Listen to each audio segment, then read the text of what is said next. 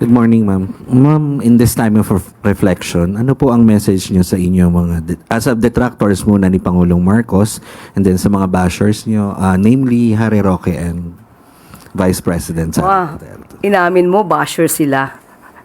So, ibig sabihin, pag basher, wala bang maibibigay na matinong kasagutan o matinong opinion? Sa atin lang, sa ngayon, sa panahon ngayon, ay iwasan po natin sana ang pamumulitika. Kung wala po sila masasabing maganda at kundi paninira lamang, tumigil muna sila. Follow up lang, ma'am. Ipagdadasal mo ba sila? Lahat po. Lahat ng makakasalanan, lahat ng makasalanan sa mundo dapat ipagdasal. Ninindigan po natin, ma'am, that the investigation and the prosecution will spare no one. Of course, kahit sino pa yan, kung meron kinalaman, may ebidensya, hindi puro pamidya. Sabi nga natin, stop the drama. Marami po kasi nagdadrama sa media. Ang kailangan natin dito, ebidensya.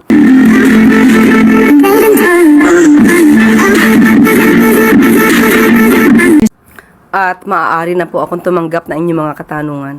Para po sa unang katanungan, Let Narciso, DZRH.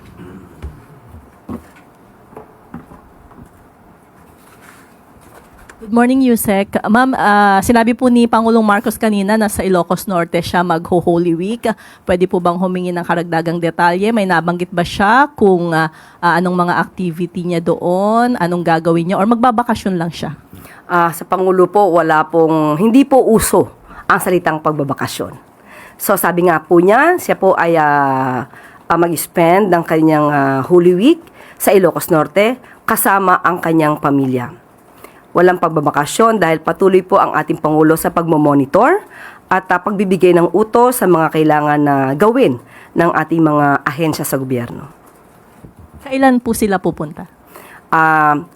Hindi po na ibigay sa atin kung anong oras at anong araw, pero binanggit po niya na doon po ang pagbibigay ng oras doon po sa Ilocos Norte. Sunod po na tanong, Samuel Medinilla, Mrs. Mirror. Good morning. Senator Sherwin Gatchalian called on the Executive Department to conduct high-level discussions with Iran to ensure safe passage of Philippine-bound vessels through Strait of Hormuz. Does the President consider this?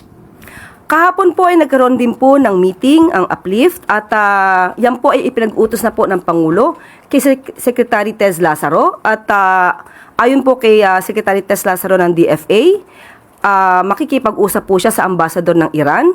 Most probably po ay tomorrow. Kung hindi man po magkakaroon ng schedule tomorrow, by next week po. May na-mention po kaya, ma'am, kung may mga ships na nakaschedule na papuntang Pilipinas na dadaan sa Strait of Hormuz? Wala pa po nabanggit sa atin si Secretary. Tapos, on another topic, ma'am, may estimate na po ba kung magkano na yung nagagastos na Marcos administration for its Middle East crisis response? Sa ngayon po ay hinihingi po natin lahat ng ulat ng mga ahensya. Most probably by next week, maibibigay po namin sa inyo. Last na lang, ma'am. May schedule na po kaya kung kailan yung next uplift na committee meeting kung sakali? Ibibigay ko po sa inyo yung update. Nagkaroon lang po ng meeting kahapon. Thank you po. Rafi Ayeng, Daily Tribune. Good morning, ma'am. Ma'am, in this time of reflection, ano po ang message niyo sa inyo as of detractors muna ni Pangulong Marcos and then sa mga bashers niyo, namely Harry Roque and Vice President Sara Duterte? Inamin mo, basher sila. So, ibig sabihin, pag basher, wala bang maibibigay na matinong kasagutan o matinong opinion? Sa atin lang, sa ngayon, sa panahon ngayon, ay iwasan po natin sana ang pamumulitika. Kung wala po sila masasabing maganda at kundi paninira lamang, tumigil muna sila or tumigil na sila permanently. At makipagtulungan na lamang po sa administrasyon para sa ika-aangat ng ating bansa at ika-aangat din po ng bawat Pilipino. Ang basher po ngayon, sinasabi natin, pang sariling interes. Para po magiba, masira ang gobyerno. Hindi po yan na napapanahon sa mga kasalukuyan nangyayari sa ating bansa. Follow up lang, ma'am. Ipagdadasal mo ba sila? Lahat po.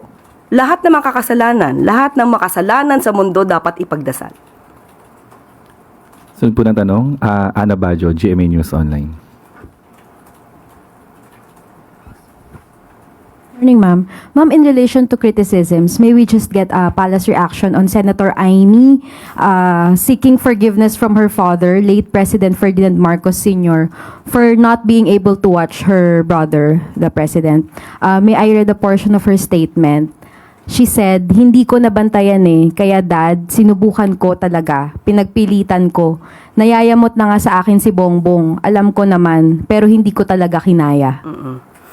Okay, mas maganda po siguro mahimay natin ang mga bawat salita ni Senator Amy Marcos. Ito naman ay para para malaman din ng taong bayan. Ano nga ba ang totoo?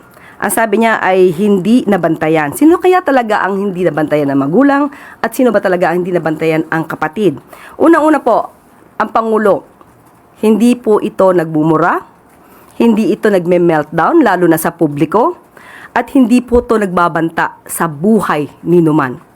Ang Pangulo po ay ikinasal, may pamilya, hanggang ngayon, faithful sa asawa. So, sino po kaya ba ang naging pasaway? Sino po kaya ang dapat na binantayan? Ang paghingi ng patawad, yung pang hindi pagbabantay sa kanyang kapatid, o ang paninira ng kapatid sa publiko? Ma'am, nakausap niyo po ba si President Marcos regarding sa latest statement ng kapatid niya? Alam po ng Pangulo ang nangyayari sa atin at sa mga pangyayari sa ating paligid. At asahan po natin ang Pangulo, hindi po siya naninira ng kanyang kapatid. Ma'am, sorry, last na. Still on Senator Amy. Meron lang po siyang panawagan na isuspend yung government contributions ng SSS, GSIS, Pag-ibig Fund, and PhilHealth. Kino-consider po ba ito ng Presidente? Hintayin na lamang po natin kung meron pong i-anunsyo ang Pangulo patungkol po dyan. Thank you, ma'am. Sunod po na tanong, Alvin Baltasar, Radyo Pilipinas. Yusek, good morning po. Yusek, recent Palsesa survey said that yung paglaban sa katiwalian, yung pangunahing dahilan kaya nagtitiwala ang mga Pilipino sa Pangulo. Ano pong reaction dito ng Palasyo? Yan naman po talaga ang nais ng Pangulo na maipakita sa taong bayan na ang administrasyon ngayon ay lumalaban sa korupsyon. Ang administrasyon na ito ang siyang magpapaimbestiga sa mga abuso sa gobyerno. At yan po ang gusto manatili ng Pangulo sa isipan ng taong bayan. At yan po ang ayaw niya na mapatid. Gusto niya sana ay magtuloy-tuloy ito kahit hindi na po siya ang Pangulo. Speaking of tuloy-tuloy, Yusek, may mga nagsasabi na parang nalilimutan na daw ng administrasyon yung pag-imbestiga o pagtutok doon sa flood control anomaly. Ano pong masasabi natin dito, Yusek? Sa mga nagsasabi ng ganyan, ang tanging natin masasabi, hoy, gising. Dahil alam po natin kung papaano po nagsumiti na po ang ICI ng kanilang report, di lamang po sa Ombudsman, kundi pati po sa DOJ. Ang Ombudsman ay nagsasabi din po habang sila itinatanong na patuloy ang kanilang pag-iimbestiga, pati po ang DOJ. Wala pong natutulog pagdating po sa pag-iimbestiga sa flood control projects. Ito ay tanging paninira lamang sa gobyerno. Hindi po tumitigil ang Pangulo para mapanagot ang dapat na mapanagot. Sige, habol ko na lang. In connection with the Lenten season break, meron naman declaration ng Palasyo para sa pasok sa mga government bukas or even private o mga nasa gobyerno lang, Yusek? Meron po. Ilalabas po mamaya ang memo. Ano po kaya yan, Yusek? Maganda ang aking ngiti. So, ibibigay ko po sa inyo mamaya. Yusek, isa na lang, habol lang tungkol doon sa Iran. Gaano po kaganda ang relasyon ng Pilipinas tsaka ng Iran? Sa akin pong pagkakaalam at sinabi po rin naman ni Secretary Tez Lazaro, maganda naman po ang relasyon natin sa bansang Iran. Salamat po, Yusek. Salamat po. Maricel Halili, TV5. Good morning, Yusek. Yusek, peso has reached another record low. What does it mean for the country? Hindi po natin nais na ganito. Hindi po ninais ng Pangulo na magkaroon ng gulo sa Middle East. ito po ay talagang nagiging epekto at ang paghina po ng peso kontra dolyar ay bunsod na rin po ng geopolitical tension na nangyayari po sa Middle East. So, talaga pong ito ang maaaring kahihinatnan hanggat hindi po napipigil ang tensyon o ang sigalot sa Middle East. Pero how concerning is this, Yusek? Considering na I think this is the 7th time na bumaba siya ng husto within the month. Yes, dahil nga po sa nangyayaring sigalot sa Middle East at ang alam po natin ang ginagawa ng Pangulo at ng administrasyon na ito upang maibsan po ang impact ng epekto nitong sigalot sa Middle East. At gagawin po ang lahat para po maayos ang lahat na nangyayari, pati po ang pagtulong sa ating mga kababayan. Ivy Reyes, Bilyonaryo. Hi, Yusa. Good morning. DTI said no price increase is expected until April 16, but after that period, is it safe to say na we're expecting price increase for basic commodities by then?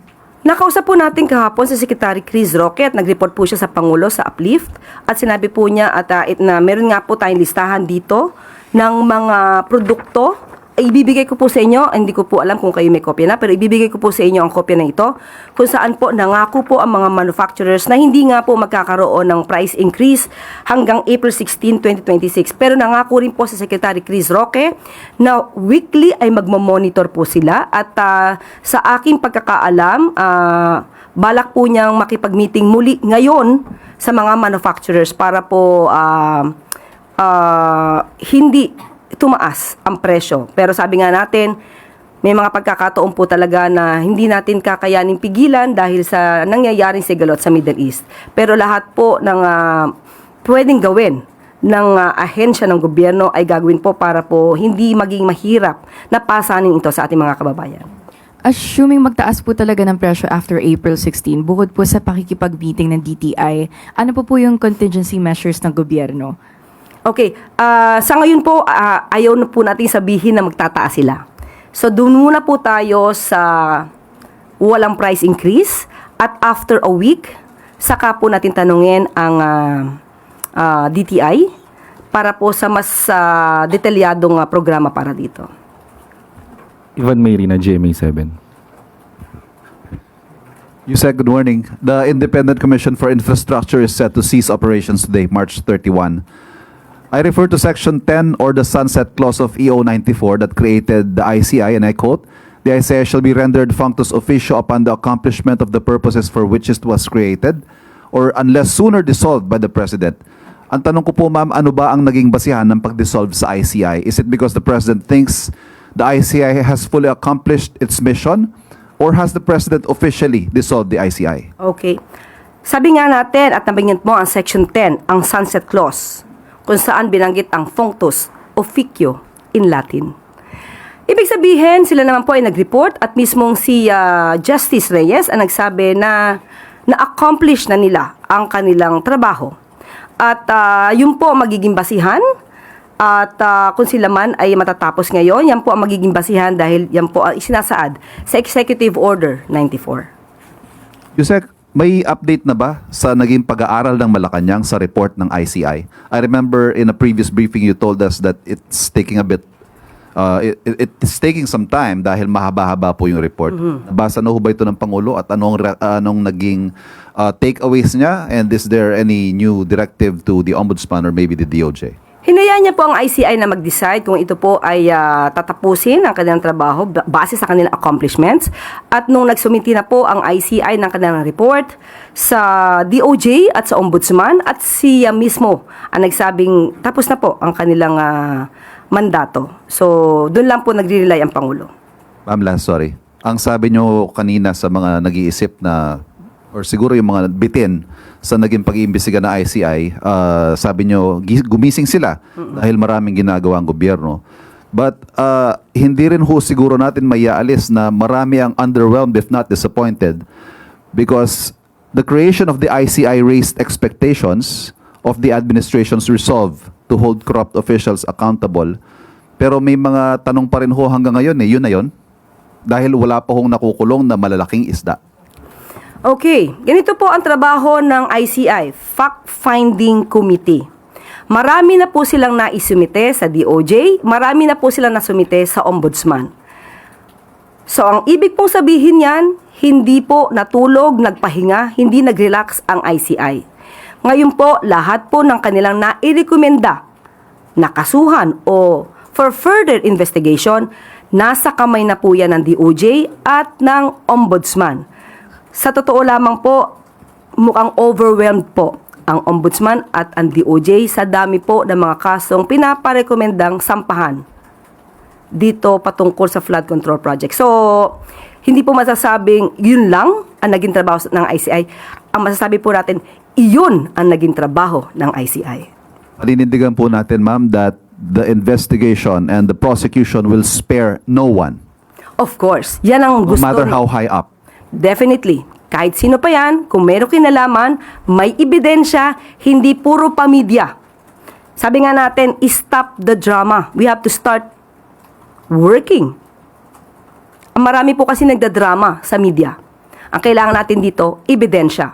Ebidensya na siyang magtuturo at siyang magiging basehan para ma-prosecute ang mga taong involved. Thank you. Salamat po. Yun na po ang huling katanungan, Yusek. Balik na po sa'yo. Maraming salamat.